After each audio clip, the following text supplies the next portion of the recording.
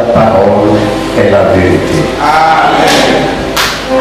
Qu'elle soit parlée, qu'elle soit écrite ou qu'elle soit chantée, ce sont les oracles de Dieu. Et nous croyons, Seigneur, ce que nous venons de chanter. Ta parole guérit tous nos maux.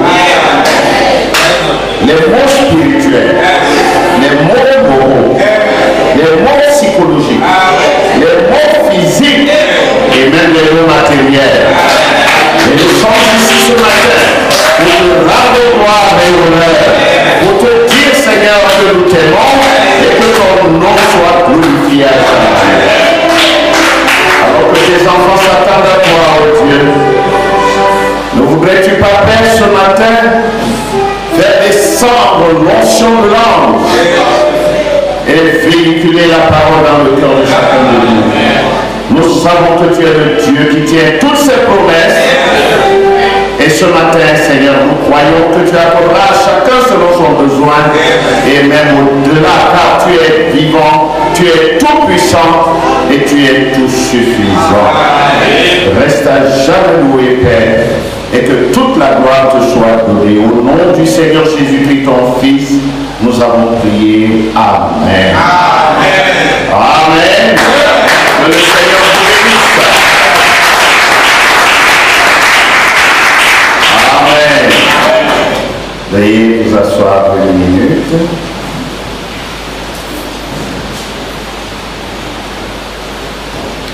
Je vous salue tous dans le précieux nom de notre Seigneur Jésus-Christ. Et à chacun, je souhaite la bienvenue. Amen. Ah, vous n'aimez pas qu'on vous souhaite la bienvenue?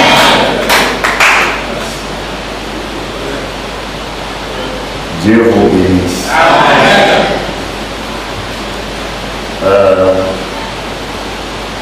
À la fin de ce service, j'aimerais, le frère n'est pas encore revenu. Il devait être revenu, je crois, hier, ce matin. Peut-être qu'il va revenir d'un instant à l'autre.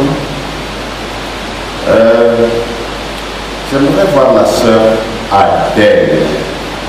Est-ce que je l'ai vue quelque part là où je me trompe? Elle est là, non? Je l'ai vue quelque part, je sais plus. Non, pas à la sœur Rosine. La sœur Adèle de... Je pensais l'avoir vue quelque part, je me suis trompé. La sœur Adèle de Kappa. Elle n'est pas là. Hein. J'ai vu quelqu'un, je pensais que c'était elle. Ok, c'est bon. Ça va aller. Bon. Il y a des gens jusqu'ici qui ne sont pas venus me voir pour le fond. Amen. Amen. Nous voulons encore prier. Père Céleste, Maître divin,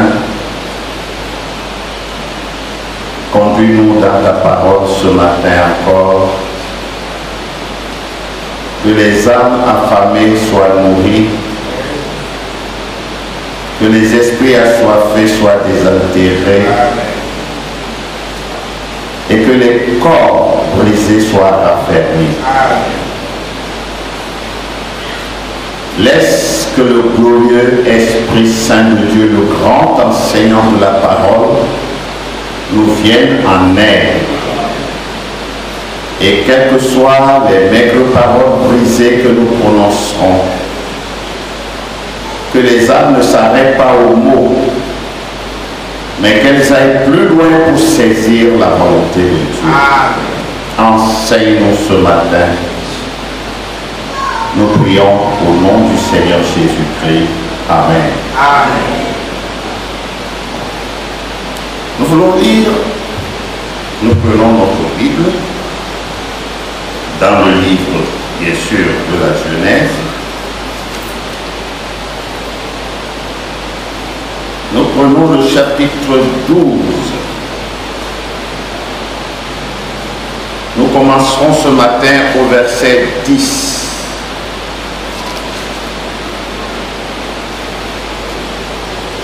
Et nous lirons le reste du chapitre. Genèse chapitre 11 du verset 10 en descendant jusqu'au verset 20.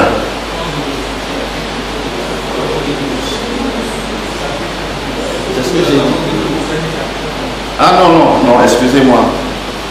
Je veux dire Genèse chapitre 12 à partir du verset 10 jusqu'au verset 20. Si vous y êtes, nous lirons. Il y eut une famine dans le pays, et Abraham descendit en Égypte pour y séjourner, car la famine était grande dans le pays. Comme il était prêt d'entrer en Égypte, il dit à Sarai, sa femme, « Voici, je sais que tu es une femme belle de figure. Quand les Égyptiens te verront, ils diront, c'est sa femme, et ils me tueront et te laisseront la vie. Dis, je te prie que tu es ma sœur, afin que je sois bien traité à cause de toi, et que mon âme vive grâce à toi. » Lorsqu'Abraham fut arrivé en Égypte, les Égyptiens virent que la femme était fort belle. Les grands de Pharaon la virent aussi et la vantèrent à Pharaon, et la femme fut amenée dans la maison de Pharaon. Il traita bien Abraham à cause d'elle, et Abraham reçut des brebis, des bœufs, des ânes, des serviteurs et des servantes, des ânesses et des chameaux. Mais l'Éternel frappa de grandes plaies Pharaon et sa maison au sujet de Sarai, femme d'Abraham. Alors Pharaon appela Abraham et dit, « Qu'est-ce que tu m'as fait? Pourquoi ne m'as-tu pas déclaré que c'est ta femme? Pourquoi as-tu dit, c'est ma sœur? Aussi l'ai-je prise pour ma femme. Maintenant voici ta femme, prends-la et va-t'en. » Et Pharaon donna ordre à ses gens de le renvoyer, lui et sa femme, avec tout ce qui lui appartenait. Nous allons aussi lire de l'autre côté Genèse chapitre 20.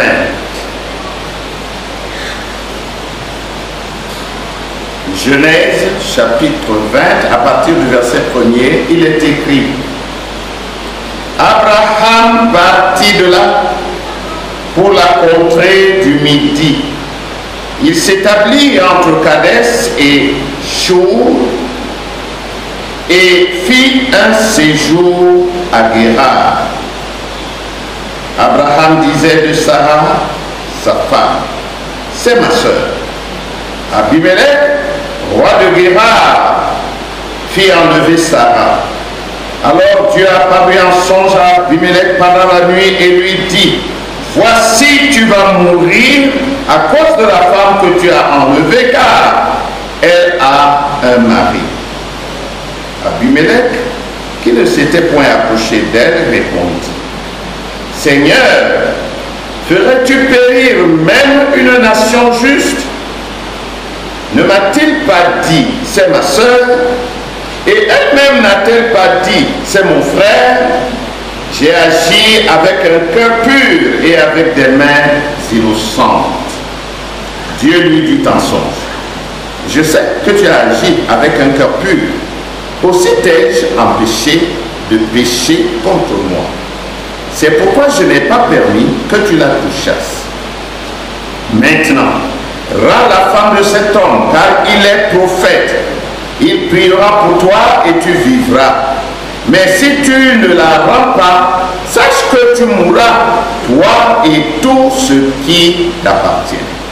Abimelech se leva de bon matin, il appela tous ses serviteurs et leur rapporta toutes ces choses, et ces gens furent saisis d'une grande frayeur. Abimelech appela aussi Abraham et lui dit, qu'est-ce que tu nous as fait? Et en quoi t'ai-je offensé que tu aies fait venir sur moi et sur mon royaume un si grand péché? Tu as commis à mon égard des actes qui ne doivent pas se commettre. Et Abimelech dit à Abraham, quelle intention avais-tu pour agir de la sorte? Abraham répondit, je me disais qu'il n'y avait sans doute aucune crainte de Dieu dans ce pays et que l'on me tuerait à cause de ma femme. De plus, il est vrai qu'elle est ma sœur, fille de mon père. Seulement, elle n'est pas fille de ma mère et elle est devenue ma femme. Lorsque Dieu me fit errer loin de la maison de mon père, je dis à Sarah, voici la grâce que tu me feras. Dans tous les lieux où nous irons, dis de moi, c'est mon frère. Abimelech prit des brebis et des bœufs, des servantes, des serviteurs et des servantes, et les donna à Abraham, et il lui rendit Sarah, sa femme.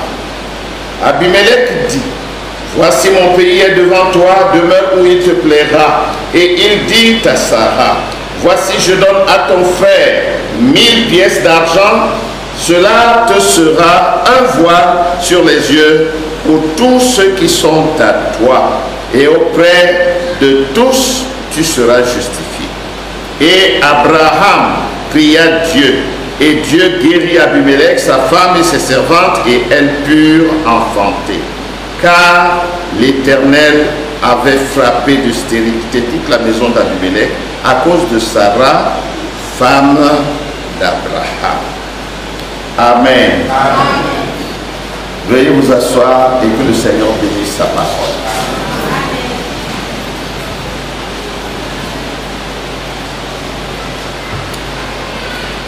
Nous avons commencé dimanche dernier un chapitre de notre leçon. Le chapitre touchant Abraham. Et nous l'avons intitulé Abraham ou la foi triomphale. Vous savez que à cause de sa foi, Abraham est devenu l'ami de Dieu. Parce que Dieu aime ceux qui le croient et qui le prennent au mot. Et Abraham est ainsi devenu le père de la foi. De manière que tous ceux qui, comme Abraham, croiront Dieu sur parole, deviennent la postérité d'Abraham. C'est pourquoi aujourd'hui, nous les gens des nations, nous pouvons nous prévaloir être les enfants d'Abraham, non pas parce que nous sommes nés de la semence naturelle d'Abraham, mais parce que nous sommes nés de la semence spirituelle d'Abraham. Et la semence spirituelle d'Abraham, c'est le Seigneur Jésus-Christ.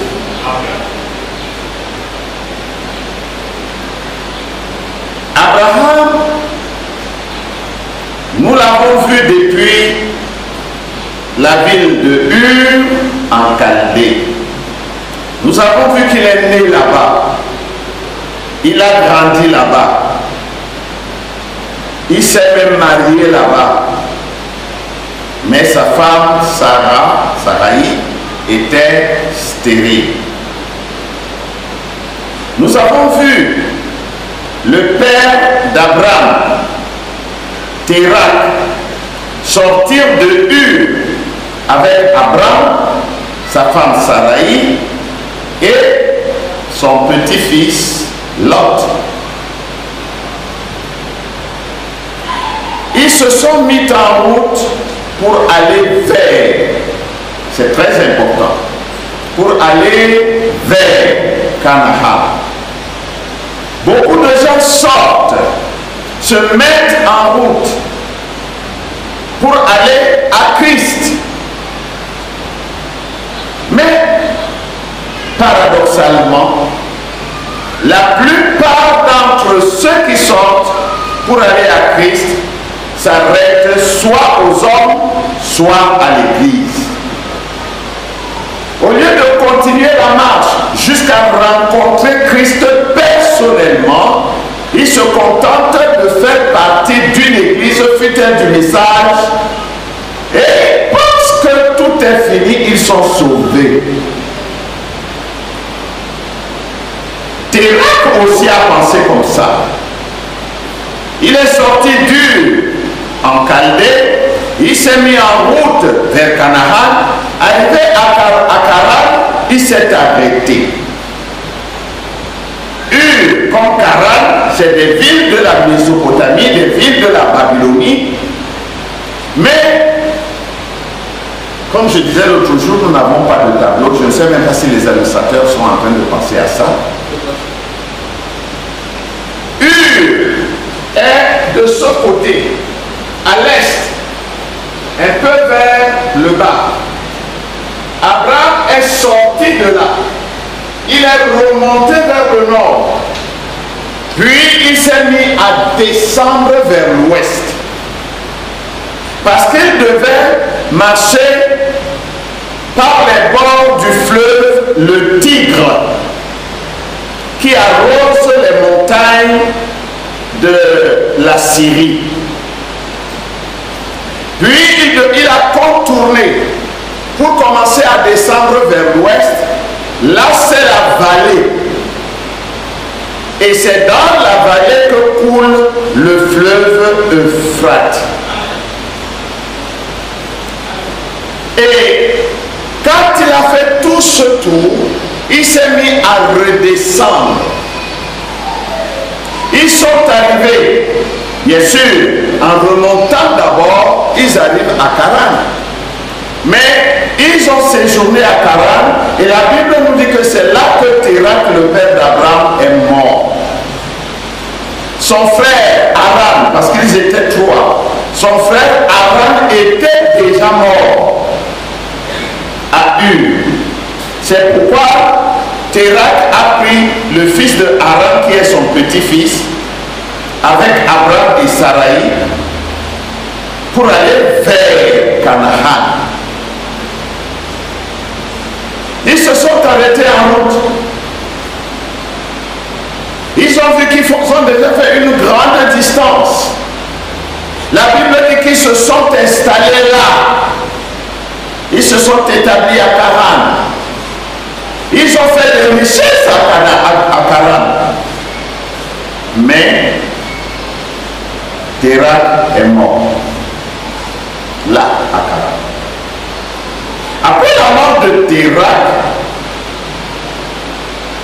Abraham va sortir avec sa femme Sarai et son neveu Lot. Et ils vont continuer leur marche. La Bible dit vers Canaan.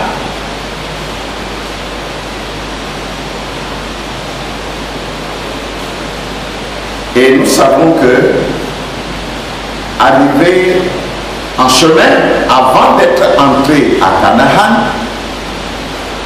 Lot a choisi d'aller à Sodome.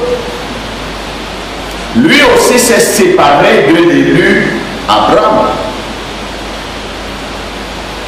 Maintenant, ils sont descendus jusqu'à l'ouest.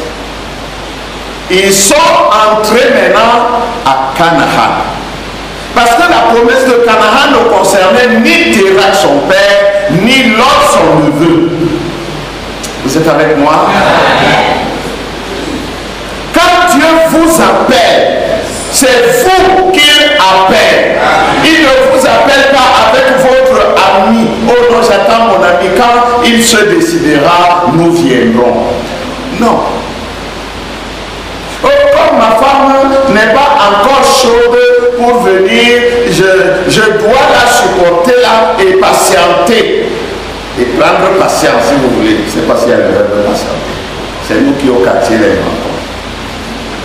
Alors, celui qui dit qu'il va prendre patience, il va prendre patience jusqu'à mourir là. Le prophète nous enseigne que si Dieu vous appelle à faire quelque chose, faites-le. Que rien ne vous retienne. Faites ce que Dieu vous dit de faire. Que ni femme, ni mari, ni fils, ni fille, ni parents ne vous arrêtent. Parce que si vous vous laissez refroidir par quelqu'un, vous perdrez votre lot. Oh, vous savez, par expérience, nous avons vu, lorsque un jeune roi, ou une femme roi, ou un mari roi, et il veut avancer avec Dieu, il arrive que quelqu'un des siens plus proches, soit sa femme, soit son mari, soit ses parents, venait l'empêcher de suivre cette voie. Généralement, il faut tous les problèmes du monde. Mais si ce garçon ou cette fille ou cette personne persiste, un moment arrive où la pression tombe. Et finalement, on le laisse faire. On ne va pas lui couper la tête. Mais il faut que ce soit une foi ferme. Une conviction profonde intérieure. Amen. Mais si quelqu'un prend le tu as peur, tu reviens en arrière, c'est terminé. C'est terminé. Tu ne te relèveras pas. Alors Dieu appelle Abraham. Abraham prend Térak. Bon, c'est ce que le prophète dit. Mais en réalité, Dieu n'avait pas encore appelé Abraham. Térak avait déjà la pensée d'aller à Charan. Et quand ils arrivent à Charan, c'est là que Dieu appelle Abraham. Bien sûr, ils sont toujours en Babylonie, dans leur pays d'origine. Dieu va donc appeler Abraham. Et quand Abraham va sortir, il sortira avec Lot. Est-ce que je t'ai dit de prendre Lot? Non! Mais Seigneur, tu sais, c'est mon neveu, ok, prends ton neveu. Et c'est son neveu qui lui a posé même des problèmes en chemin. Ils sont donc sortis. Mais l'autre est resté en chemin parce qu'il n'était pas de cet appel. Il y a dans toutes choses des accompagnateurs. Vous savez, si Dieu vient passer le tamis ici, ce matin, peut-être qu'il n'y aura pas 5. Peut-être qu'il n'y aura pas 3. Peut-être qu'il n'y aura même pas 2. Peut-être même qu'il n'y aura personne. C'est Dieu qui sait. Mais chacun de nous croit qu'il sera du nombre. Maintenant, si chacun de nous croit qu'il est du nombre et qu'il est 5, si nous sommes 5, vous allez voir que cette église ne sera plus ce qu'elle est aujourd'hui. Parce que 5 là-bas, on va chanter, les voix ne sortiront plus pas. On va taper des mains, ce sera comme un jeu d'enfant. Mais quand nous sommes 1000, même si chacun chante seulement doucement comme ça, vous entendrez le bruit jusqu'au loin. Mais sur les 1000, il y a 995 accompagnateurs. C'est pourquoi ne vous reposez jamais sur ce que vos yeux voient. Les yeux sont trompeurs. Oh, notre église grandit, nous sommes 500. Oh, dans notre église, nous avons un orchestre. Tout ça, c'est pas mauvais. Hein? C'est bien. Mais bien ne veut pas dire la vérité. Le bien n'est pas toujours la vérité. Et la vérité et le mensonge n'est pas toujours mauvais. Parfois même, il est très beau.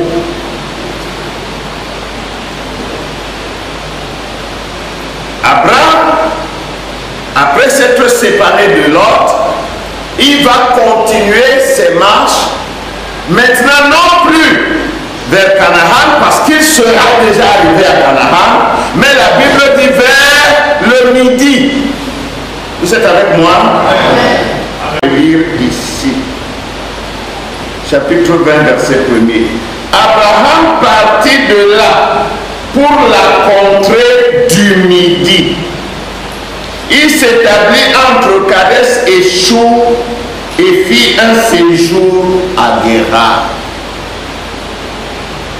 Abraham descendait vers... Voyez d'où il vient. Il vient de l'Est. Amen. Abraham vient de l'Est. Il passe par le nord. Il descend à l'ouest. Mais il continue son voyage pour aller au pays du Midi. Je me dis que Abraham a suivi la même trajectoire, le même itinéraire que les mages. Oui. Ou plutôt, mettons l'inverse, les mages ont suivi le même itinéraire qu'Abraham. Parce que les mages, le Madame nous dit que c'était des Sémites, c'était des Assyriens. Ils venaient de l'Est aux Indes. Parce que l'Inde est plus vers l'Est que la Syrie. Vous savez, chaque pays a son Est et son Ouest. Chaque pays a son Nord et son Sud. Nous pouvons dire que le Tchad, pour nous, est au Nord. Le Gabon est au Sud. Mais, et pour le Tchad dira que nous sommes au Sud. Et le Tchad aussi a son Nord, ainsi de suite. Donc, ces Assyriens qui sont partis en Inde pour étudier les astres sont revenus de là. Ils sont repassés par la Syrie. Frère Madame dit qu'ils sont allés au nord et ils sont descendus à l'ouest. Et ils ont continué de descendre. Parce que Jérusalem, que nous appelons l'Est, parce qu'ils sont pour nous à l'Est, n'était pas pour eux l'Est.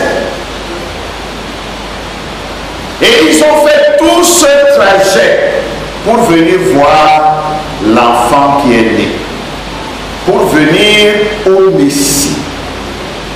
Abraham aussi a fait tout ce trajet pour aller à la terre promise. Et nous verrons que l'évangile aussi a fait le même chemin. Amen. Amen. Ou disons la parole de Dieu. La parole de Dieu a suivi le même itinéraire. Parce que la parole de Dieu n'a pas commencé à Jérusalem. Non. La parole de Dieu a commencé à l'Est, chez les Assyriens. Nous avons vu par le passé qu'il y a une troupe qui est venue de l'Est justement, qui est entrée à Assur.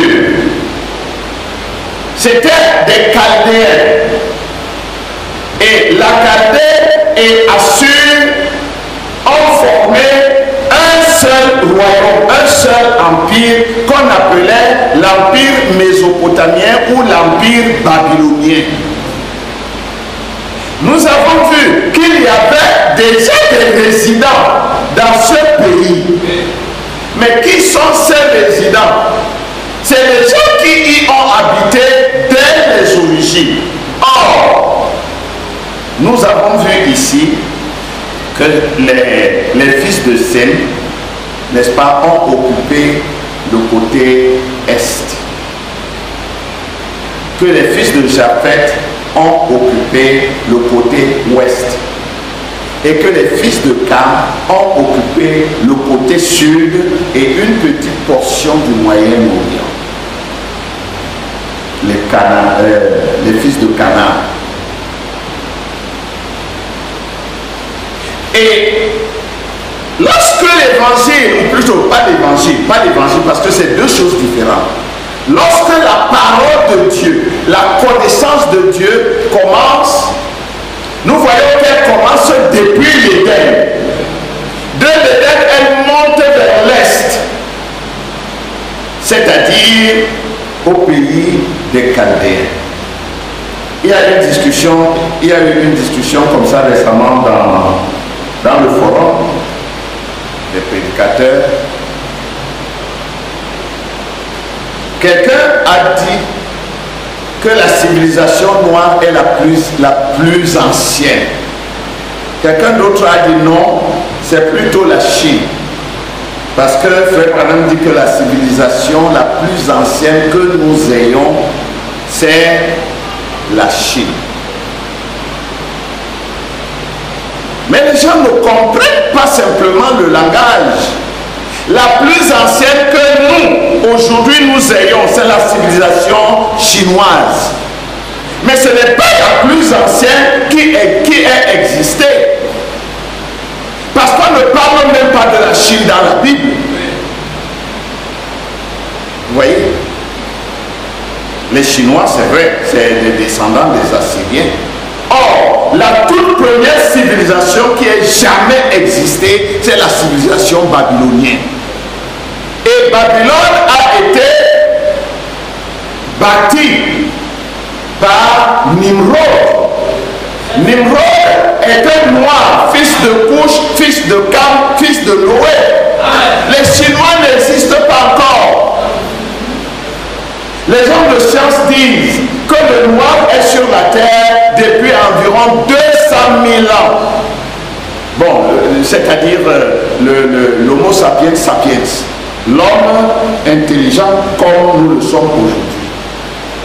Depuis 200 000 ans, ça c'est la datation des hommes de science. Ce n'est pas la datation de la Bible. Donc d'après leur datation, l'homme noir existe sur la terre depuis 200 000 ans. Et les mêmes hommes de science disent que les Européens existent depuis 20 000 ans. Vous voyez comme quelle différence? Parce que l'homme est parti du basané, comme nous avons vu ici, c'est-à-dire la couleur brune, les bruns.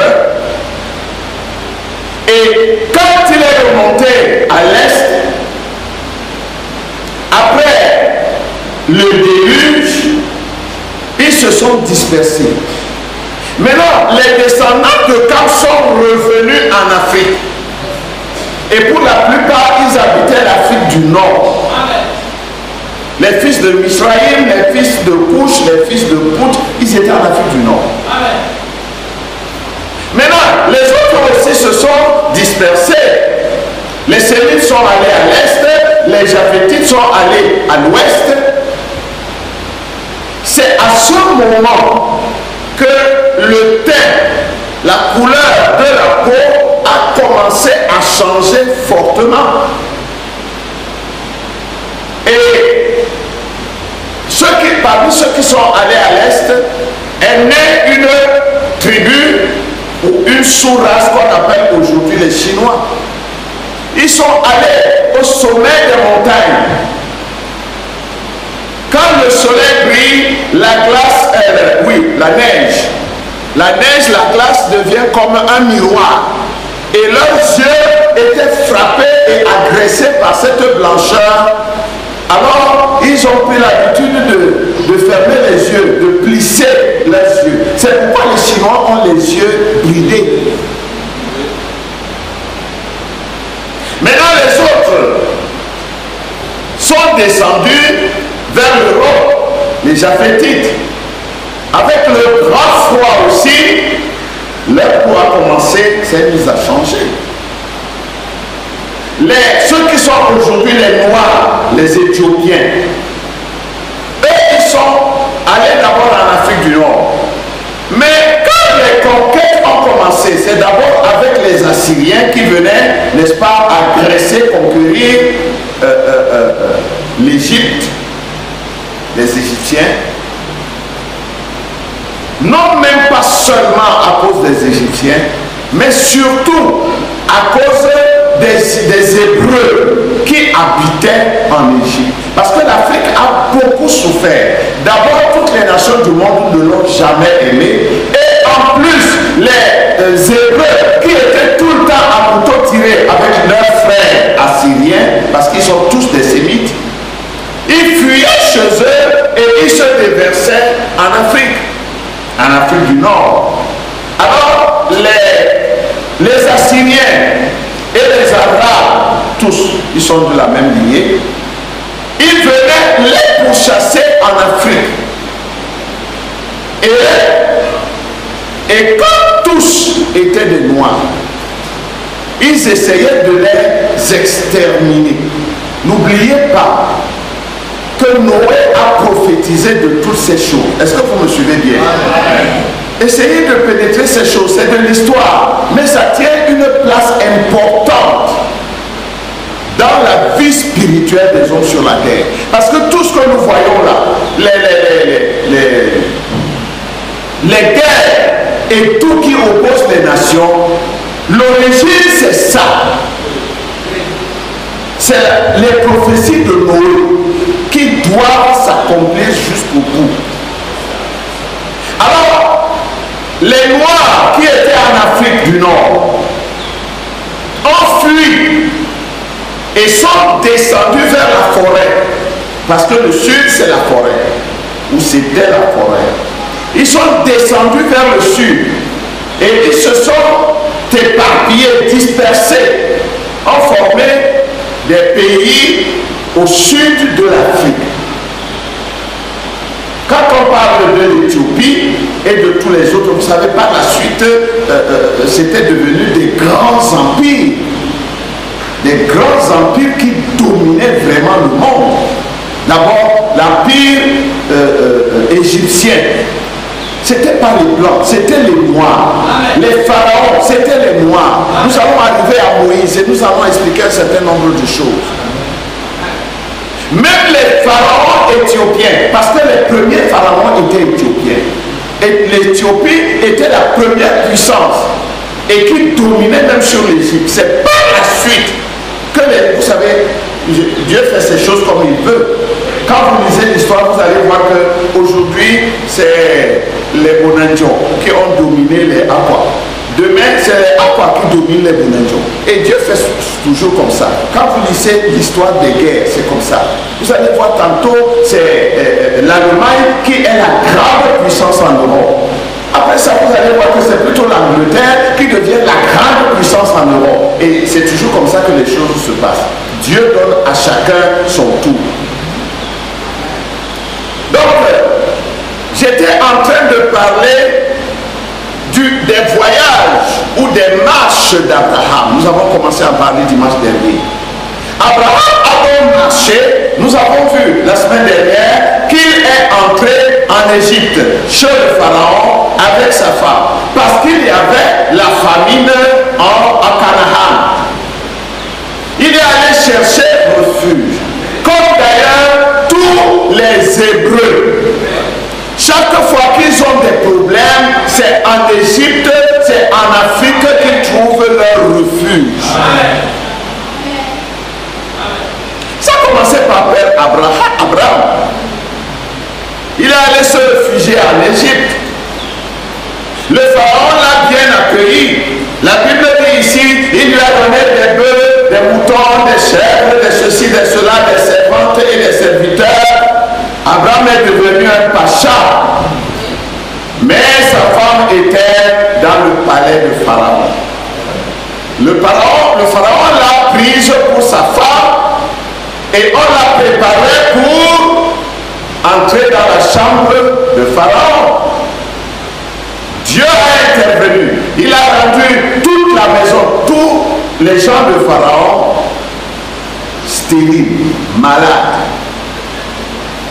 jusqu'à ce que Pharaon découvre ce qui n'allait pas. La Bible dit qu'il a appelé Abraham et lui a demandé, écoutez bien, il était encore Abraham. Son nom n'avait pas encore changé. Et qu'est-ce qui lui arrive? Pharaon le chasse. Parce que ce n'était pas sa destination. L'Égypte est au sud. Mais quand il est arrivé en Égypte, on l'a chassé de là. Il a dû continuer ses pérégrinations toujours vers le sud. Donc, dimanche dernier, nous avons vu comment il a été reçu et comment il a été chassé de chez Pharaon de l'Égypte. Maintenant, il continue ses marches vers le sud et il fait un séjour à Guérar. Arrivé à Guérar, avant d'entrer à Guérar, il dit à Sarai, sa femme, tu sais comment on a l'habitude de jongler. Fais encore comme ça. Dis que je suis ton frère. Je m'imagine que Sarai pouvait lui demander, tu as fait ça en Égypte. Et si cet homme me pleurait vraiment dans son lit, tu aurais fait comment? Il dit non. Dieu m'a fait une promesse. Je sais que Dieu est fidèle. Le Dieu que je crois là, il est fidèle. C'est pourquoi vous entendez, même quand quelqu'un va voler, il dit Seigneur, aide-moi. Aide-moi qu'on ne m'attrape pas. Et quelquefois, Dieu l'aide pour qu'on ne l'attrape pas. Mais il ne comprendra pas que c'est une faveur que Dieu lui fait pour qu'il réalise qu'il fait mal et qu'il revienne à Dieu. Amen. Alors, Abraham est bien reçu par le roi de Guérar, Abimelech. Mon père est roi. Je vous ai dit l'autre jour que Abi, c'est mon père. Ab, c'est père. Abi, c'est mon père. Melik, c'est roi. Mon père est roi. Abimelech. C'était un titre, ce n'était pas le nom de quelqu'un. Vous allez voir qu'un autre Abimelech aussi va prendre la femme d'Isaac.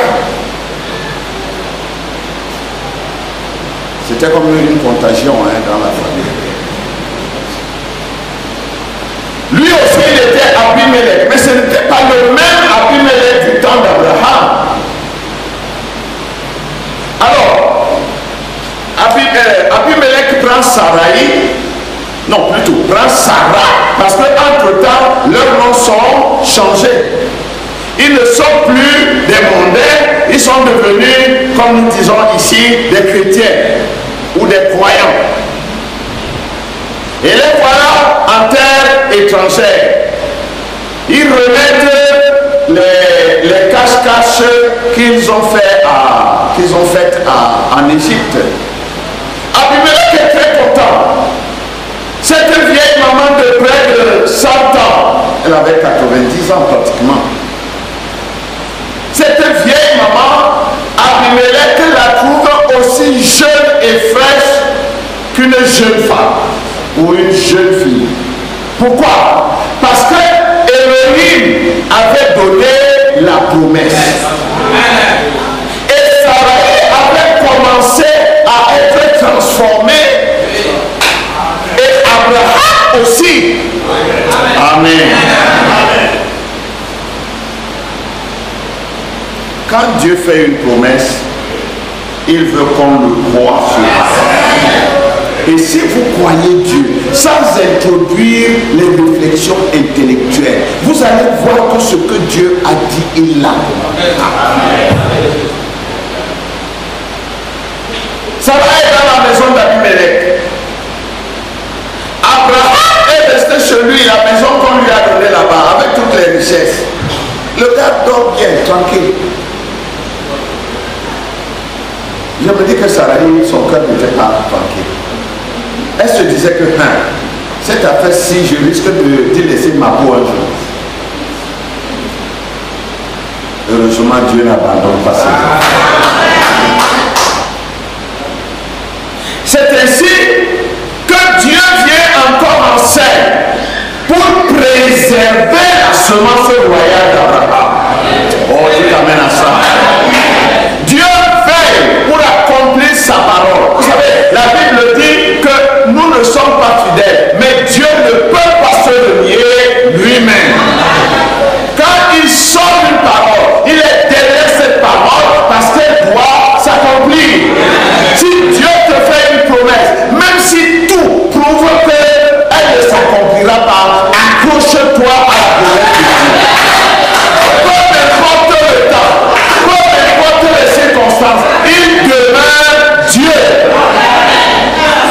Et plus la promesse tarde, plus sa gloire se manifestera.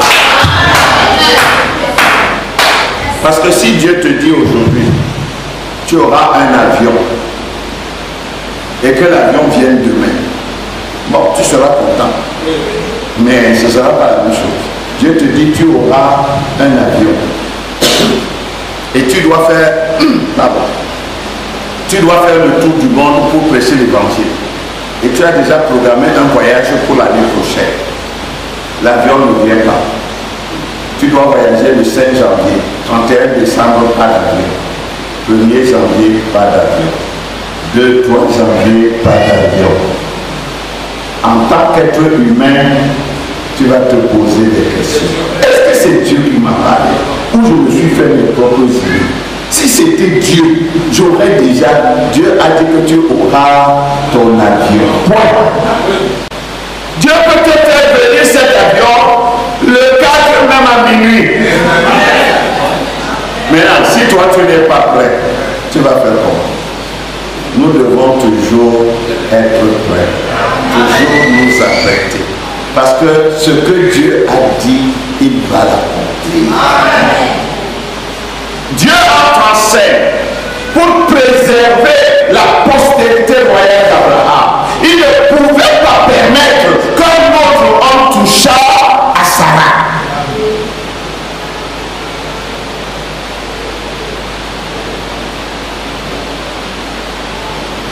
Toute la maison du roi est dans le problème. Et un jour, comme par hasard,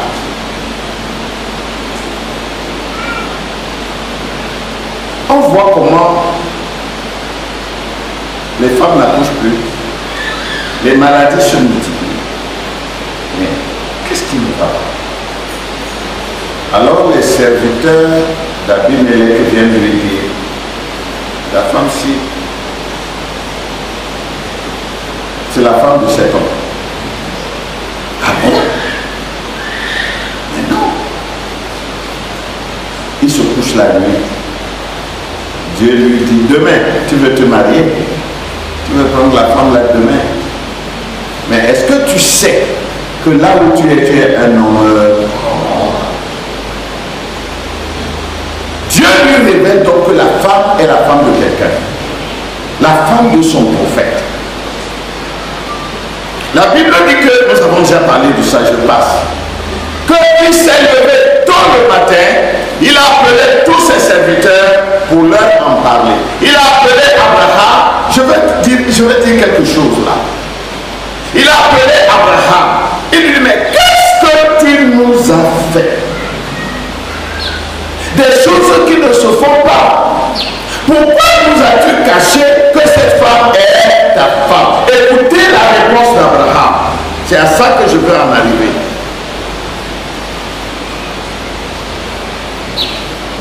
Verset 11. Je suis au chapitre 20, verset 11. Abraham répondit, je me disais qu'il n'y avait sans doute aucune crainte de Dieu dans ce pays et que l'homme me tuerait à cause de ma femme. Je pensais qu'il n'y avait aucune crainte de Dieu dans ce pays. Ça veut dire qu'il y avait la crainte de Dieu dans ce pays. Or, ce pays n'était pas de la descendance d'Abraham, ou plutôt des Hébreux. C'est pour vous dire que la parole de Dieu est connue depuis l'origine des temps par les Noirs. Les Noirs connaissaient Dieu. Même à Babylone, on connaissait Dieu. C'est justement parce qu'on connaissait Dieu que Nimrod a voulu construire la tour de Babel. Parce que Nimrod n'a pas construit la tour de Babel juste pour fuir le déluge. Comme on dit souvent, qu'il a eu peur que si le déluge revient, il pourrait les emporter. Ça, c'est une pensée humaine. Parce que vous êtes témoins avec moi. Nous avons lu ici dans le livre de la Genèse, quand ils sont sortis, quand Noé est sorti de l'arche avec ses 3 fils, Dieu a dit jamais plus je ne détruirai la terre par le déluge. Donc, quand l'a transmis à ses enfants, à Couche l'a transmis à Nimrod et aux autres. Nimrod ne pouvait donc pas s'imaginer qu'il y aurait un autre déluge. Mais ce que Nimrod cherchait, c'est la possibilité, comme c'est par ses pères le faisaient, de lire la Bible de Dieu qui est dans les étoiles. Et comme la terre était déjà, l'axe de la terre était déjà incliné, il ne pouvait plus lire correctement le zodiaque. Alors il s'est dit, si nous montons très haut, près du ciel, près des étoiles, nous pourrons peut-être mieux lire. Il connaissait Dieu. Mais vous savez, si on donne le pouvoir à quelqu'un et que par la suite, à cause du mauvais usage, on lui enlève ce pouvoir, il essaie toujours de se faire passer pour quelqu'un qui a le pouvoir. Il essaie toujours de faire valoir, alors que la chose, il ne l'a plus. Et c'est ce qui est arrivé à Couche et à Nimrod, son fils. Nimrod savait qu'après, car ce serait son père, et son père Couche lui-même, il a alimenté cette pensée. Nous avons vu ici qu'il a continué de se présenter comme étant l'interprète des dieux. C'est ce que les Grecs appellent Hermès. L'interprète des dieux, l'interprète des mystères, tout ce qui est hermétique, tout ce qui est fermé, touffu, que les gens ne peuvent pas facilement comprendre. Il disait de lui-même que lui, il a la révélation de ces choses, il pouvait les interpréter aux gens. Et c'est pourquoi il a pris une certaine notoriété parmi les peuplades de cette époque-là. Et quand Nimrod, son fils, est venu, il lui a transmis les connaissances des mystères qu'il avait. Je crois que vous n'avez pas oublié que Cam était l'élu de Noé. C'est lui qui devait continuer, n'est-ce pas, l'œuvre de Noé. Mais comme il s'est moqué, c'est-à-dire, il a porté le mystère au dehors, alors que c'est lui qui devait le posséder, il a perdu donc le bâton de commandement prophétique qui est passé à Sé. Nimrod a donc continué ses stratagèmes en se faisant passer pour l'interprète des dieux comme son père. J'essaie de vous montrer ici que les rois connaissaient déjà la parole de Dieu. Ils connaissaient déjà Dieu. Même si cette parole a été pervertie après, ils connaissaient Dieu. N'oubliez pas que celui qui a construit la pyramide, la grande pyramide d'Égypte, c'était un ancêtre, n'est-ce pas, de Noé. C'était Enoch. Et il a placé dans la pyramide tous les mystères qui étaient dans les étoiles. Or, cette pyramide a été construite en Afrique, en Égypte. Normalement, c'est Cam, l'Africain, qui devait être le grand prêtre des mystères de Dieu. Ainsi, Père Abraham arrive donc au sud. N'oubliez pas, nous sommes en train de parler de nos héros en rapport avec le réveil du midi. Vous êtes avec moi?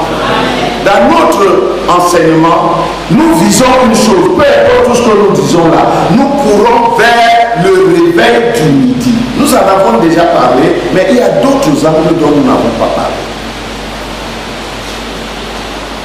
Arrive donc dans le midi,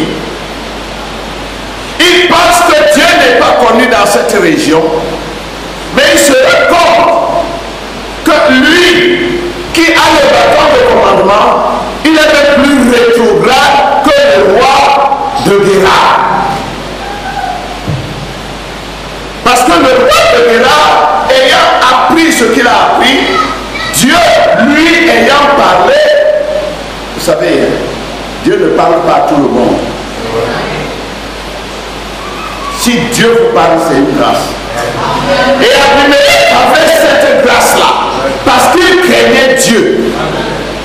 Quand il est allé remettre la femme d'Abraham, il a demandé à Abraham de prier pour lui. Ça veut dire qu'il croyait Dieu. Il savait que Dieu pouvait exaucer les prières. Il savait que Dieu était souverain au-dessus de tous les souverains.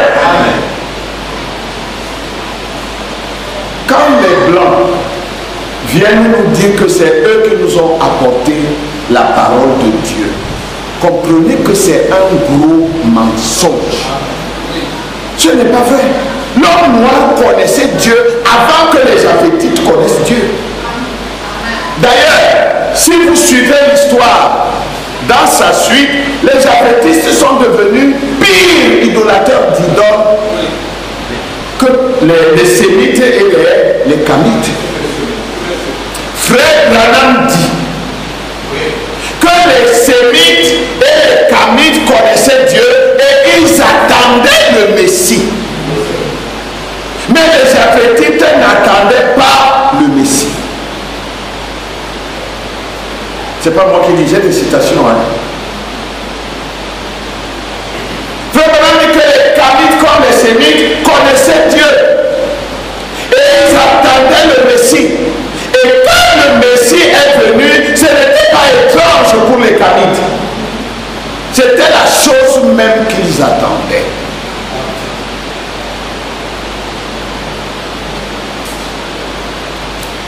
Abraham, puisque c'est de lui que nous parlons ce matin,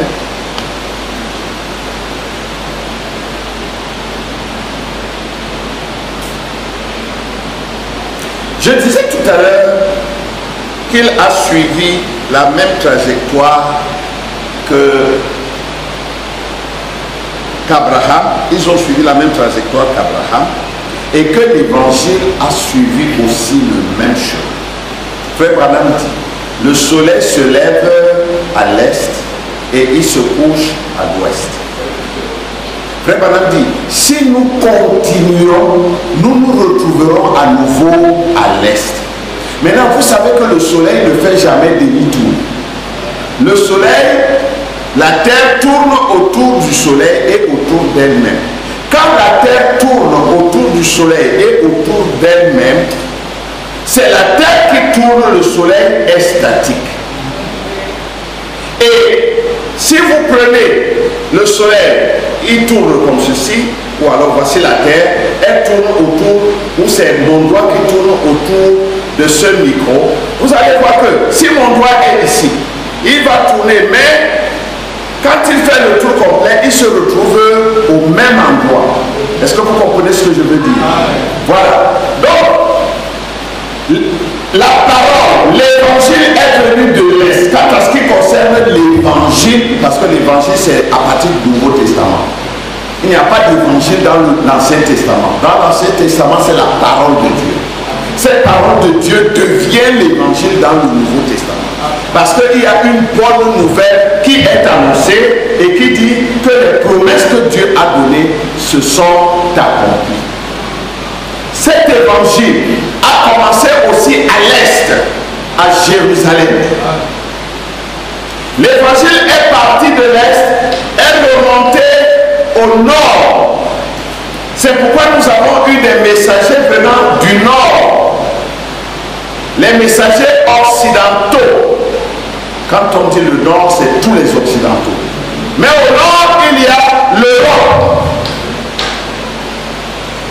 Non, je veux dire, en Occident, il y a l'Europe qui est au nord, mais il y a aussi l'Amérique qui est à l'ouest. Donc l'évangile a suivi la trajectoire du soleil. Et Frère Branham dit que le soleil marche dans le même itinéraire, sur le même itinéraire civilisation. Maintenant, observez. Le soleil se lève à l'est, il va au nord, il descend à l'ouest, il passe par le sud avant de retrouver l'est à nouveau. De même, la civilisation a commencé à l'est. Aujourd'hui, on parle de la Chine. Mais avant la Chine, je viens de vous le dire, il y a eu la civilisation chaldéenne, babylonienne. C'était la toute première civilisation qui ait jamais existé. Parce que comment on appelle, les Babyloniens ont inventé les mathématiques et toutes les sciences. Les sciences de la santé. Ils ont inventé l'astrologie. Ils ont inventé même l'écriture. L'écriture assyrienne, qui est appelée culture cunéiforme, ça vient de l'Est. Donc c'était la toute première civilisation. C'est là-bas qu'ils ont construit des jardins suspendus. C'est là-bas qu'ils ont construit des grandes forteresses. La Chine n'était pas encore là. Maintenant, comme c'est toujours l'Est, cette civilisation s'est répandue. Elle est allée au nord, puis elle est descendue à l'ouest. Et l'évangile a suivi la même trajectoire. Maintenant, après l'ouest, le soleil doit retourner à l'est pour se lever le matin suivant. J'espère que vous me suivez. Le soleil se lève à l'est. Il fait le tour complet du globe terrestre. Donc, de l'est au nord, du nord à l'ouest, de l'ouest au sud et du sud à l'est à nouveau. Ce qui signifie que Dieu a un temps pour chaque personne. Dieu a un temps pour chaque nation. Dieu a un temps pour chaque région. Dieu a traité avec les gens de l'Est. À ce moment-là, la civilisation était à l'Est. Dieu a traité avec les gens du Nord. À ce moment-là, vous n'entendiez parler que des grands empires au Nord. On nous parlera d'Alexandre le Grand, un grec. On nous parlera de Charlemagne, un français. On nous parlera de Hitler, un allemand. Et tout cela, c'est le Nord. Après le Nord, quand leur temps aussi est arrivé, Dieu a fait passer le soleil, la civilisation et l'évangile à l'ouest. La première puissance mondiale, c'est l'Amérique. Vous n'entendrez plus parler des Grecs, vous n'entendrez plus parler des Romains, vous n'entendrez plus parler des Allemands. Non!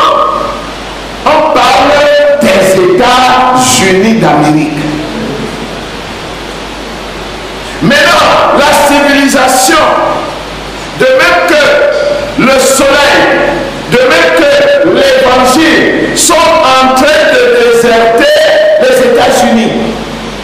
Vous voyez que même les petits pays qui ne pouvaient pas hausser la tête, aujourd'hui parlent haut et fort. Aux États-Unis.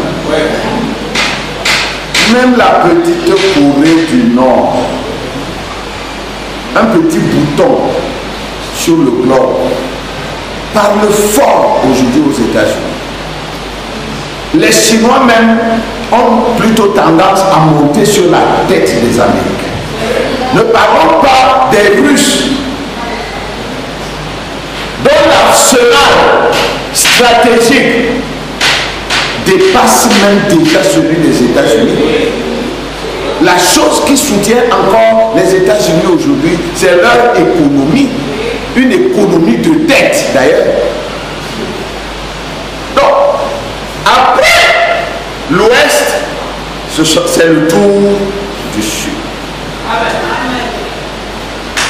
Le soleil est au Sud. L'évangile est au Sud. Et il y a une civilisation qu'on appelle la civilisation africaine. Ce n'est pas une puissance de guerre, ce n'est pas une puissance économique, mais c'est une puissance démographique. L'Afrique est en train de se multiplier plus que n'importe quel autre pays. Et c'est pourquoi vous voyez, les gens qui voient loin, ils voient ce raz de marée arriver et ils veulent l'éteindre. Ce n'est pas seulement parce que au nord, les Africains, ils sont trop nombreux, il faut les aider, ils vont mourir de famine et de maladie. Non, non, non, non. Toutes ces choses-là suivent un plan prédéterminé et que les auteurs tiennent à mettre à exécution. On doit décimer l'Afrique. Vous savez, nous les Couchites, nous avons perdu notre empire, ou nos empires, parce qu'il y en avait beaucoup. Quand on parle de l'empire Mandingue, l'empire du Ghana, l'empire Songhai, et tous ces empires-là, même l'empire éthiopien, quand on parle de tout ça, c'est nous. Mais il y a une chose que nous devons savoir. Nous allons revenir dessus lorsque nous parlerons, n'est-ce pas, de Moïse, probablement à partir des prochaines séances.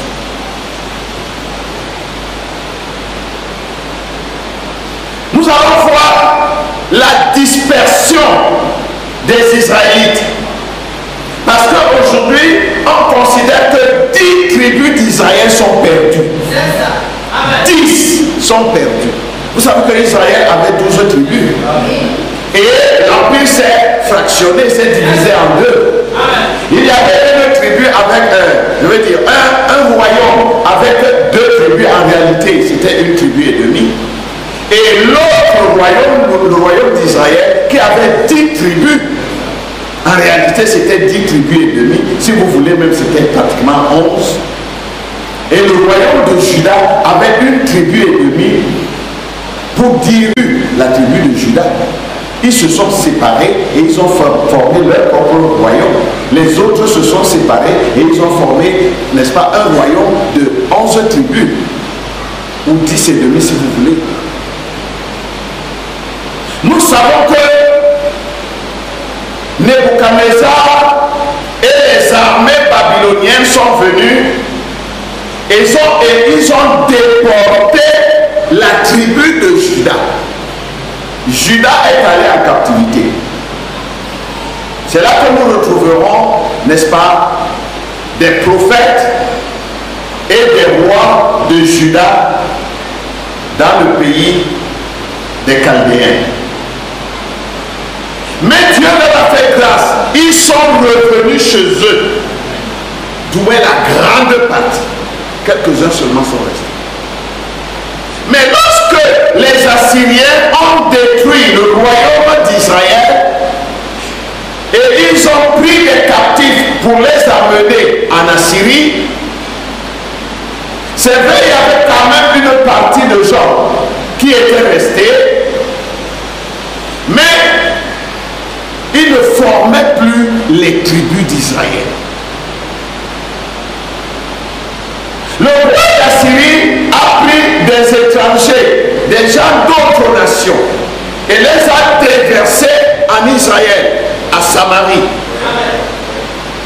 Et ce sont ces étrangers qui sont venus se mélanger avec le reste d'Israël. Et c'est eux qui ont formé les Samaritains. Quand vous lisez la Bible, vous comprenez que les Juifs ne voulaient pas sentir les Samaritains. Jean chapitre 4. Toi tu es juif, moi je suis samaritain. Qu'y a-t-il entre vous et nous? Vous vous adorez de votre côté. Les Samaritains ont même leur propre Bible. C'est le Pentateuque samaritain. Ils avaient leur haut lieu d'adoration, c'était le mont Garizim. Les Juifs avaient leur haut lieu d'adoration, c'était le mont Sion. Donc il n'y avait rien de commun. ceux qui sont revenus de la déportation et qui sont rentrés dans le royaume de Juda considéraient que ces gens-là n'étaient pas des Israélites. Parce qu'ils se sont mélangés avec les païens. Ils craignaient Dieu et ils craignaient les dieux des nations. Donc c'était un faux tour, un mélange. Et tout cela nous ramène dans le Nouveau Testament, là où il y a l'Église des nations, qui est un faux tour, un mélange, où on adore Dieu, mais on adore aussi des idoles. Mais il y a un royaume qui se détache. C'est le royaume de Juda qui s'accroche au livre de Moïse. C'est l'épouse du Christ. Toutes ces choses sont des types. Aujourd'hui, nous avons évolué un peu dans l'histoire parce que ce sont des choses que nous devons connaître pour nous permettre de voir le pourquoi de chaque chose. Je vais terminer.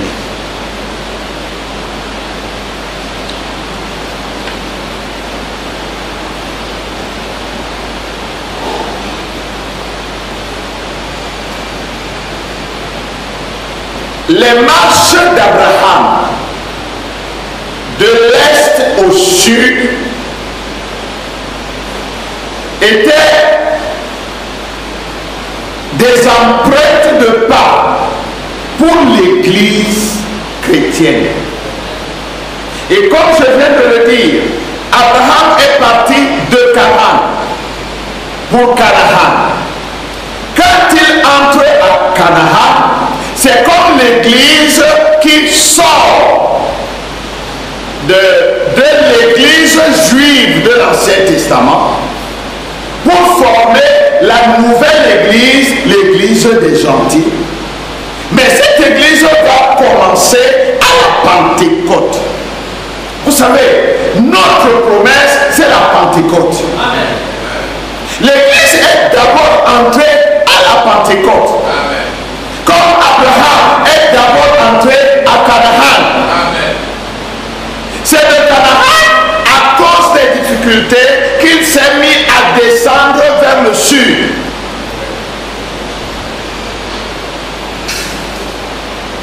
Il va donc partir de Canaan, il va entrer en Égypte.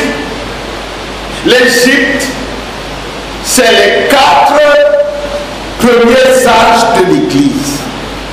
L'Église est partie de la Pentecôte. L'Église pure, l'Église puissante, l'Église selon la volonté de Dieu. Mais un pas l'a conduite chez les nations, c'est-à-dire à Éphèse. Là, l'Église a commencé à descendre. Tu as perdu ton premier amour. Parce que le premier amour qui était très fort, c'était à la Pentecôte. Mais voilà maintenant, tu descends déjà la pente. Tu as perdu ton premier amour. Et l'Église a continué de descendre. Comme Abraham s'est mis aussi à descendre vers l'ouest. Alors l'Église a connu l'étape d'Éphèse, puis l'étape de Smyrne, puis l'étape de Pergame, et à Thyatire, l'Église est arrivée en Égypte. L'Église est rentrée dans le monde. L'Égypte est toujours le titre du monde. Comme Abraham est allé se vendre en Égypte, l'Église aussi est allée se vendre dans des idoles. Nous avons vu tout ça ici quand nous avons étudié les 7 prophéties de Jésus. Dans Matthieu, dans le livre de Matthieu, je crois que c'est Matthieu 13. L'Église est tombée en terre. Elle est morte à Thyatire. Tout ce que la Pentecôte connaissait, on ne voyait plus. Abraham, le prophète de Dieu, l'élu de Dieu, avec toutes les promesses. Mais quand il est arrivé à Canaan la première fois, il était porteur des promesses. Il Mais il a préféré descendre en Égypte. Après l'Égypte, il commence à remonter la pente pour aller plus loin et descendre au sud. Comme l'Église aussi. Après l'âge de Thyatire, elle a commencé à se relever petit à petit. Il y a eu l'âge de Sardes avec Luther, l'âge de Philadelphie avec Wesley, l'âge de Laodicée avec les pentecôtistes, avec William Branham. L'Église a commencé à remonter spirituellement, comme Abraham aussi a prolongé son voyage vers Guérar. Guérar est le type des dénominations. Ce n'est pas le monde, ce n'est plus le monde, c'est plus haut que le monde. Vous voyez, quand nous sommes arrivés avec Abraham en Égypte, le pharaon lui a rendu sa femme, ce n'est pas parce qu'il craignait Dieu, mais parce qu'il avait été frappé par Dieu. Donc il craignait le bâton de Dieu. Mais à Guérar, Abimelech avait la crainte de Dieu. C'est la dénomination. La dénomination luthérienne, la dénomination wesleyenne, la dénomination calviniste et toutes les autres dénominations. Ils avaient avancé, mais ils n'étaient pas encore arrivés là où ils devaient arriver. Et vous allez voir qu'après Guérar, Abraham va retourner à Canaan. Parce que c'est la terre de la promesse. Frère Branham dit que Dieu ne bénira jamais un juif en dehors de son pays. Bon, ce n'est pas qu'il ne le bénira pas. Il fera des bonnes affaires, il aura des honneurs. Mais bénir ici, c'est bénir dans le domaine spirituel. Amen. Le juif doit se retrouver chez lui. Abraham devait rentrer à la terre de promesse pour être béni. Le chrétien qui déserte la terre de promesse, qui déserte la parole de l'heure, il ne sera pas béni jusqu'à ce qu'il revienne en arrière. Amen, Église. Donc vous voyez, il peut nous arriver, comme Abraham, comme l'Église, de nous dérouter, de sortir du créneau de Dieu. Mais nous devons rapidement, dès que nous nous en rendons compte, nous devons rapidement revenir à Dieu, revenir à la parole. Ces choses ont été écrites pour nous servir d'enseignement. Ces choses ont eu lieu comme ça pour nous servir de leçon, d'exemple. Il y a des frères, des sœurs, quand quelqu'un, son pied glisse, il tombe, il fuit même l'église, vous ne le voyez plus. Vous cherchez, vous ne le trouvez pas. Vous appelez, même si vous le rencontrez, il vous raconte des histoires, des histoires, des histoires. Il a fui pour quelque chose. Ce que vous pouvez faire, c'est prier pour lui. Pour que Dieu touche son cœur. Qu'il réalise dans quelle position il se trouve et qu'il revienne à Dieu. La Bible dit, lui, il pardonne sans cesse.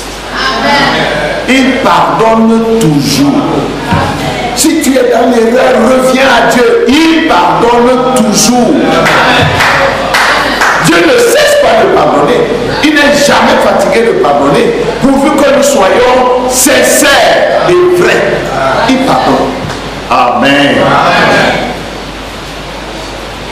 Alors, Père Abraham, quand il est revenu à Canaan, tout de suite après Guérar, la promesse aussi s'est accomplie sur lui.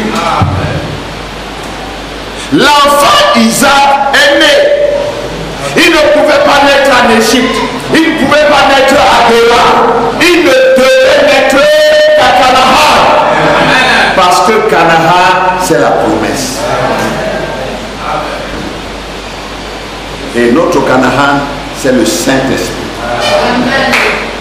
Oh non, moi je suis déjà dans la justification. C'est bien, c'est très bien.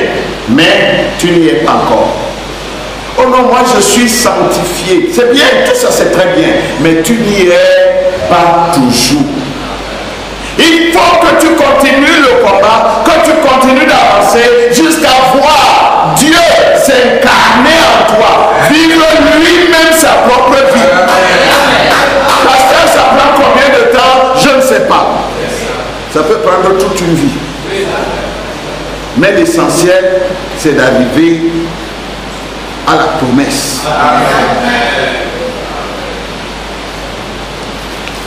Alors que nous allons terminer, laissez-moi lire quelque chose ici. Dans le message Abraham, prêché le 24 juin 1955, au paragraphe 8, Frère Branham dit ceci. Avez-vous des chênes ici? Les chênes, c'est les arbres, hein? C'est les grands arbres sous lesquels les anciens prenaient de l'air, comme Abraham.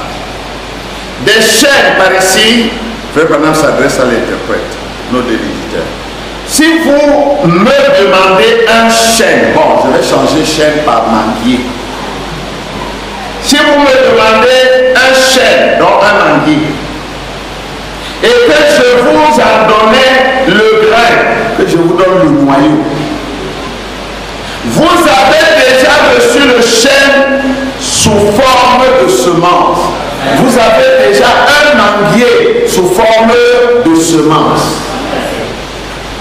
C'est pourquoi nous essayons de prêcher la parole à partir de la Bible, car c'est la promesse de Dieu sous forme de semence. La Bible, la parole de Dieu dans la Bible est une semence. Mais quand vous la croyez, vous avez déjà la promesse sous forme de semence. Jésus a dit que la parole de Dieu est une semence qu'un semeur a semée.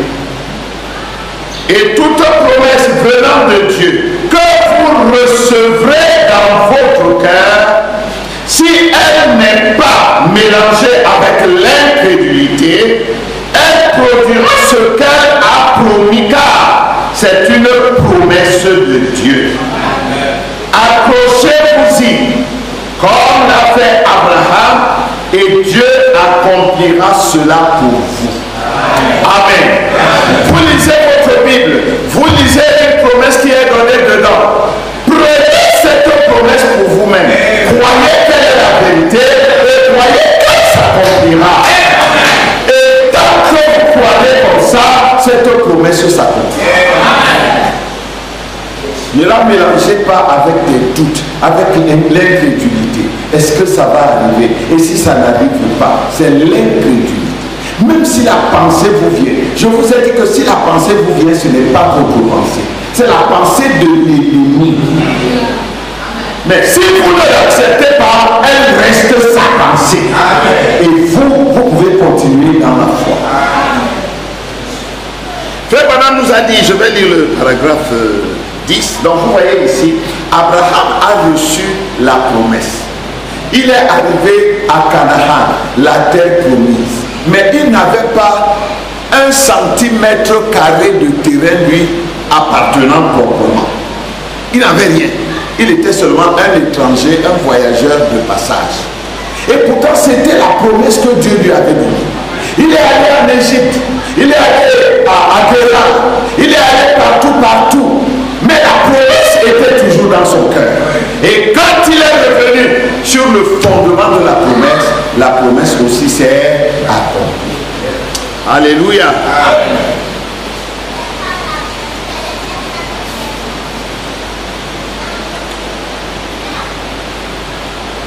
Frère Branham nous a dit que la parole de Dieu se développe en nous. Et nous-mêmes, nous devons aussi développer la parole. Quand Dieu te donne une promesse, c'est à toi de développer cette promesse. Quand Dieu te dit, telle chose va arriver, et cette chose va te bénir, accroche-toi, ne raisonne pas, même si c'est n'importe qui dit n'importe quoi. Vois ce que Dieu a dit. Amen. Vous savez, nous avons beaucoup de discussions parmi nous les prédicateurs. Frère Branham nous a dit de développer la parole. Ça veut dire quoi? Ça veut dire que quand nous recevons la parole de Dieu, nous devons la sonder, nous devons la chercher, nous devons l'édifier, nous devons la développer.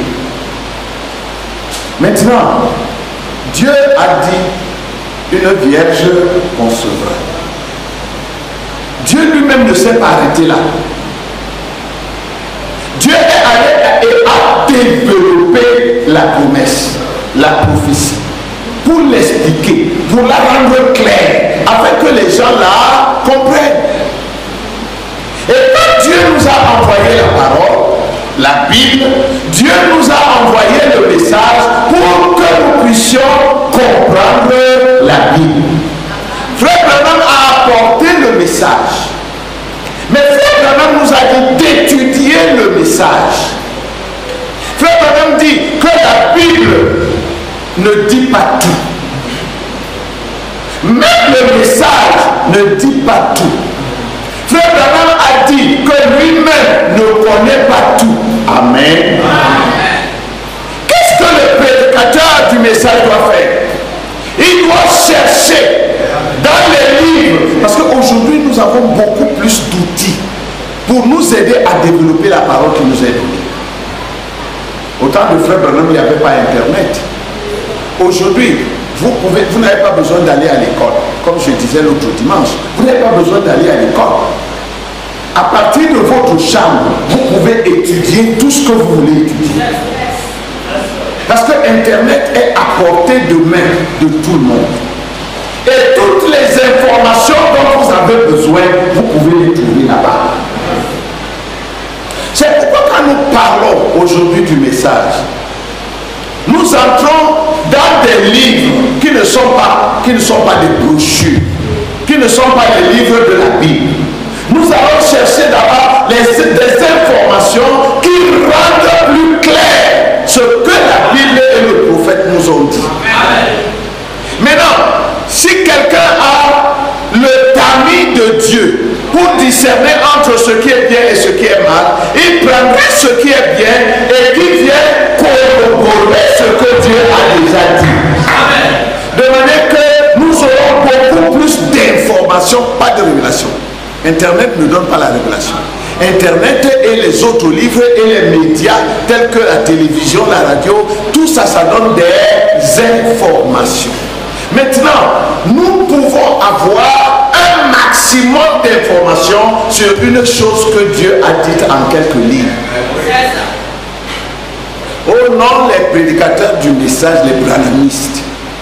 Les branhamistes estiment que tant que Frère Branham ne l'a pas dit, ce n'est pas vrai. Mais c'est faux. C'est une fausse conception. Quand nous, pour ceux qui ont des télévisions, quand nous entrons dans la télévision pour prendre des informations utiles, quand nous sommes à la radio pour prendre des informations utiles, quand nous allons à Internet pour des informations utiles, c'est pour développer la parole. Amen. Toutes les choses, par exemple, que je vous donne là, vous pensez que je les ai apprises à l'école? Non. Pour comprendre la Bible, vous avez besoin des informations. Et c'est Branham lui-même qui nous dit, puisque la Bible ne donne pas l'histoire des autres nations et des autres peuples, nous sommes obligés d'aller les chercher dans les livres profanes. Amen. C'est pas moi qui ai écrit ça, hein? C'est dans notre message. Amen. Mais il faut avoir le discernement. Nous allons les chercher dans les livres profanes. Et là, nous avons, par exemple, quand on parle, n'est-ce pas, nous parlions ici des Assyriens et des invasions et de toutes ces choses. La Bible parle d'une partie de ces choses, mais pas du tout. Donc, quelqu'un peut commencer à parler d'une certaine chose, vous pensez que ça n'existe pas, parce que Frère Branham n'en a pas parlé. Soyons ouverts au mouvement de Ce n'est pas que nous allons accepter n'importe quoi. Nous avons un fondement. C'est la Bible et le message. Mais chaque information que nous pouvons recueillir, qui confirme la Bible et le message, ou qui rend le message plus clair, nous devons nous en parler. Les gens d'un certain âge parlaient pour leur. Frère Branham dit qu'il ne peut pas juger une génération qui n'est pas la sienne. Il doit juger la génération qui est la sienne. Et il doit donc avoir les informations qui sont disponibles pour sa génération. Et nous aussi, pareil. Nous sommes dans une certaine génération. Une génération où le monde entier est devenu un village. Donc, vous parlez d'une chose ici, c'est aller partout. Au même moment où vous parlez, c'est partout. Mais si vous ne savez pas de quoi vous parlez, vous allez vous ridiculiser. Vous allez devenir n'importe quoi. Oh, il a dit ceci, mais ce n'est pas vrai. Il a dit cela, mais ce n'est pas vrai. Et finalement, même le ministère authentique de Dieu que tu as reçu n'aura plus son impact. Nous ne faisons pas de Frère Branham une idole. Il est le prophète de Dieu. Il nous a apporté le message de Dieu. Amen. Frère Branham est un être humain comme toi et moi, mais choisi par Dieu pour porter ce message. Amen. Il y a un phénomène dans la Bible. Je le dis parce que beaucoup de branhamistes sont en train d'entrer sur ce chemin-là. Il y a un phénomène dans la Bible que j'appelle le syndrome de Neustadt. Neustadt, c'est le serpent des reins de Moïse. Peut-être que vous avez déjà vu ça dans la Bible. Quand les enfants d'Israël étaient au désert, Moïse a élevé un serpent des reins sur l'ordre de Dieu.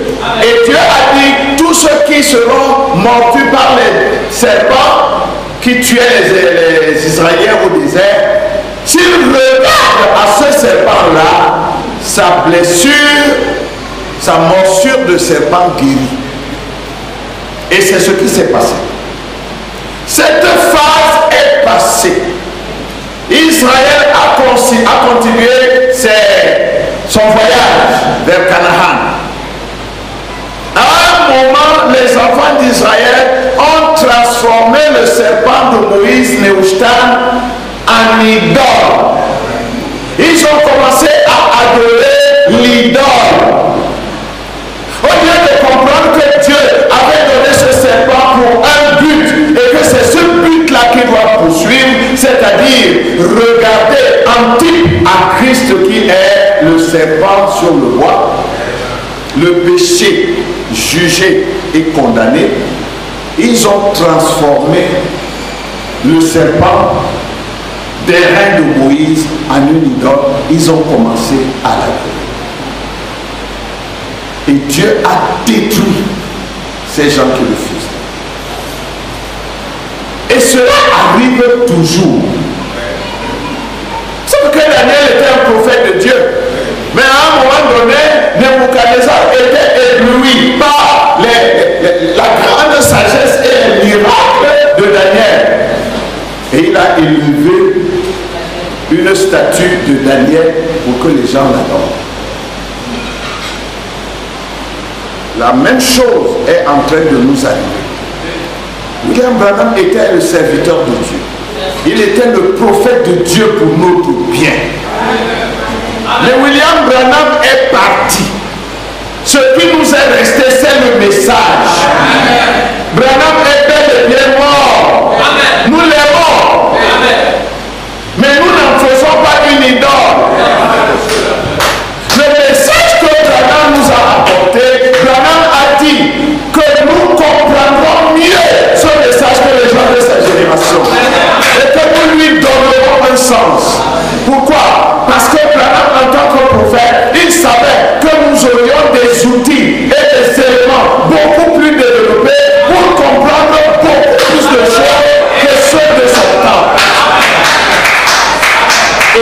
y sommes aujourd'hui. Or, si Frère Branham n'a pas dit ça, c'est que c'est faux. Ce n'est pas vrai ce que vous dites. Frère Branham n'a pas parlé de tout. Je peux vous citer des choses que Frère Branham n'a pas dites mais qui sont vraies. Par exemple, Frère Branham n'a jamais dit que l'Afrique est la mère de l'humanité. Ça ne veut pas dire que c'est faux. Et beaucoup d'autres choses. Mais tout ce que nous pouvons découvrir partout, nous devons le ramener au message. Si ça éclaire davantage le message, nous prenons.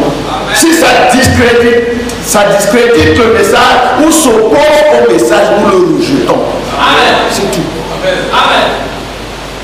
Parce que le message est notre absolu. Amen. Amen.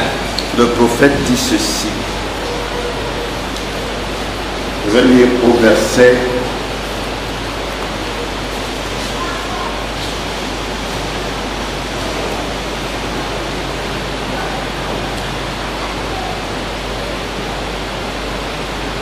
Toujours dans le livre Abraham plutôt. Je vais lire le paragraphe 10. Eh bien, le diable, il retire son nom, et cela, l'esprit reste ici sur quelqu'un d'autre. Vous pouvez dire amen à ça? Le diable, il fait comment?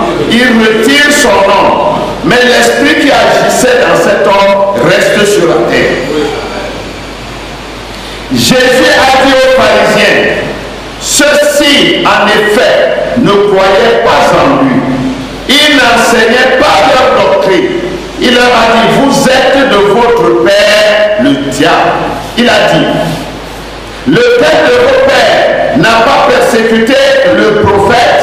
Voyez, l'esprit reste ici, mais la personne s'en va. Et puis, à la résurrection, il y a le jugement. Eh bien, Abraham était le premier à sortir pour se rendre dans un pays étranger pour y séjourner sur la base de la promesse de Dieu.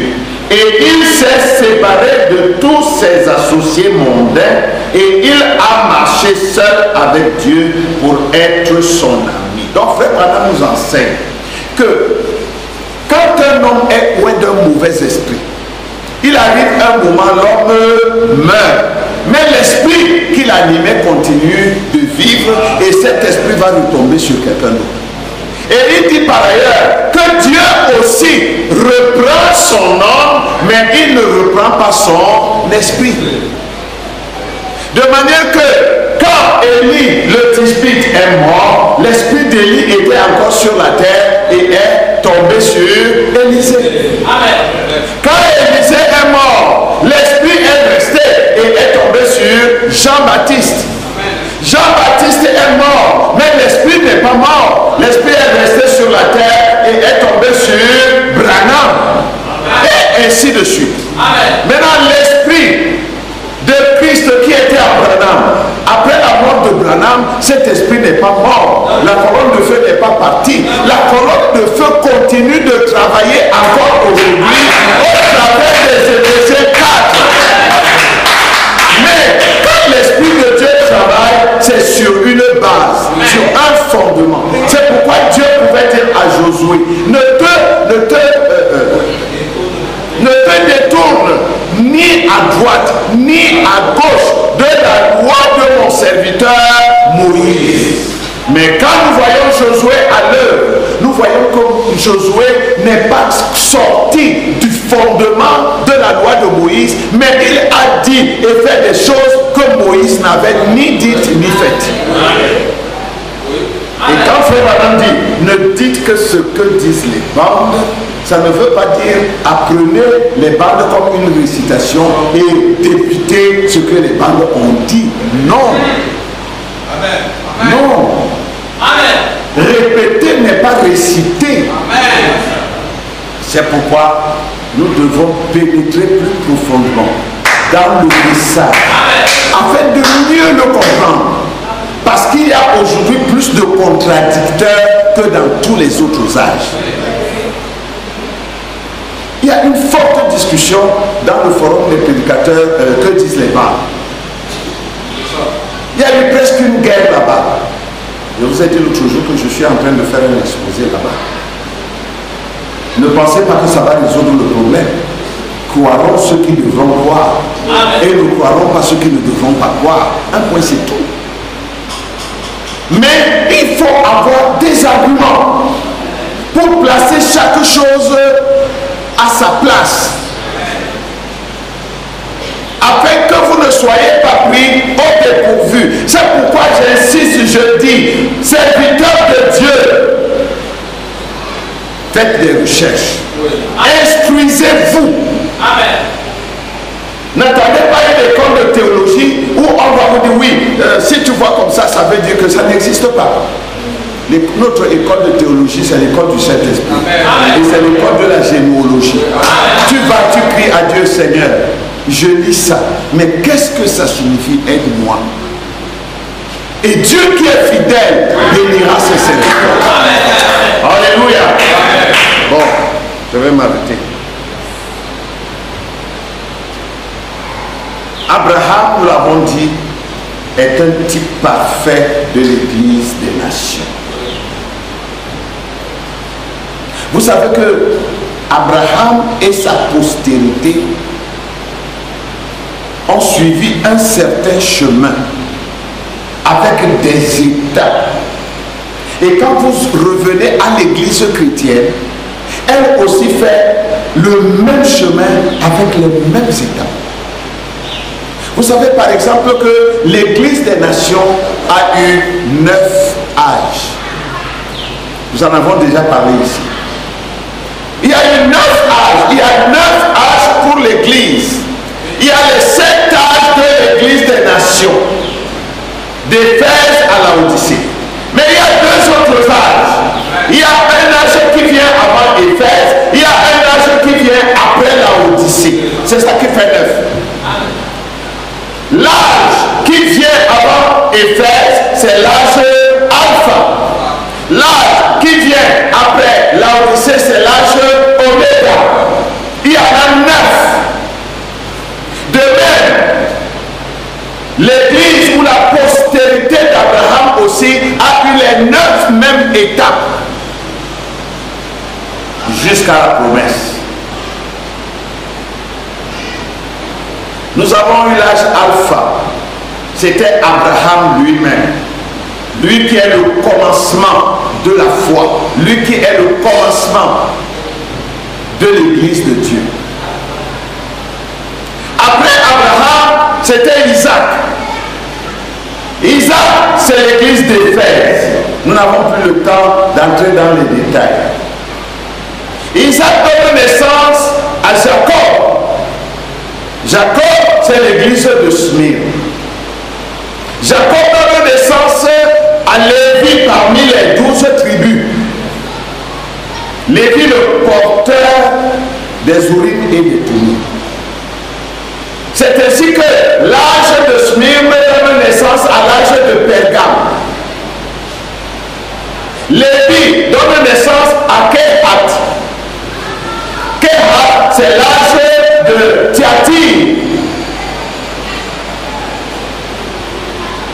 L'un de ces jours, nous allons revenir dessus pour donner les correspondances et les détails. Kehat va donner naissance à Amram. Comme l'âge de Thyatire donne naissance à Sad. Amram va donner naissance à Moïse. Comme Sad donne naissance à Philadelphie. Moïse va donner naissance, la naissance spirituelle, à Josué. Et l'église de Philadelphie donnera naissance à Laodicée. Après l'église de Laodicée, c'est la fin du voyage. Nous entrons dans l'église épouse, l'église Oméga, où le fils promis doit naître. C'est l'âge de l'enlèvement. C'est l'âge du mariage de l'épouse. Nous sommes là presque à la fin de cet âge maintenant. De même que Josué donnera naissance à l'âge de Canaan. L'Église entre dans sa promesse et c'est là que l'histoire de la descendance d'Abraham va aboutir. Ils sont en terre promise et c'est là qu'ils vont se lever.